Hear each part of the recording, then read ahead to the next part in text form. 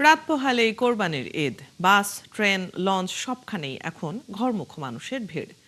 একদিকে প্রিয়জনের সাথে ঈদের আনন্দ ভাগ করে নিতে ঘরমুখ মানুষের ঢল, অন্যদিকে সুস্থতার আশায় হাসপাতালের বেডে লড়ছে কিছু মানুষ। তাদের কাছে দ্রুত সুস্থ হয়ে ঘরে ফিরে যাওয়াই ঈদের আনন্দ। এস.এম. আকরামের ক্যামেরায় সিফাত ফারুকের প্রতিবেদন। আজকে রাউন্ডে 2 জন ডাক্তার আইছিল, তারা দেখে গেল আমার।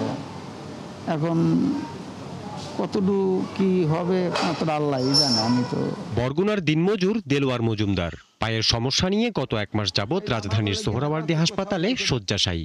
তার ঈদ হয়তো কাটবে হাসপাতালেই। দেলোয়ার মজুমদারের পাশের বেডেই আছে মাগুরার 10 বছরের ছোট্ট শিশু আলী। পায়ের আঘাতে গত 6 মাস ধরে হাসপাতালেই যার ঠিকানা।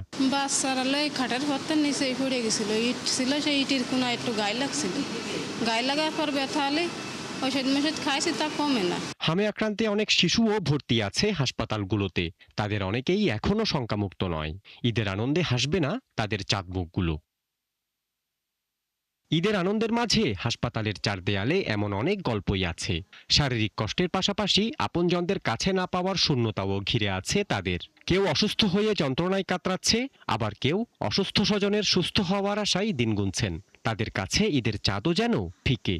ঈদের নামাজ পড়তে পারবো না, আবার ধরেন আপনি কোরবানি দিতেন 2 টুকরো গোস্ত আনতে পারবেন, আনলাম, হ্যাঁ পারবো না।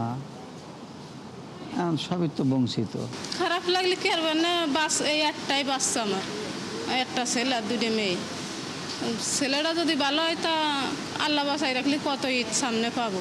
আমার ছেলেকে নিয়ে আসছি, আজকে 10 দিন পার হয়ে যাচ্ছে। ডাক্তারকে অনেক বলছিলাম যে কোনোভাবে ঈদে বাড়িতে যেতে পারবো কিনা। ডাক্তার জানালেন যে সরি, আসলে আপনাদের অ্যান্টিবায়োটিক কোর্স শেষ হতে মিনিমাম আরও 4 দিন সময় লাগবে।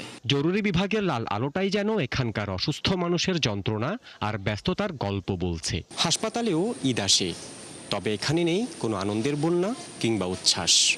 সকলের মাঝেই বেঁচে ওঠার তীব্র আকাঙ্ক্ষা। আশ্চর্যজনকভাবে মানুষও হাল ছাড়ে না। হাম আক্রান্ত শিশুসহ সকলেই একদিন হাসবে, অসুস্থরা সকলেই সুস্থ হবে, আবারও ঈদ হবে ঘরে ফেরার। সিফাত ফারুকী, 71, ঢাকা।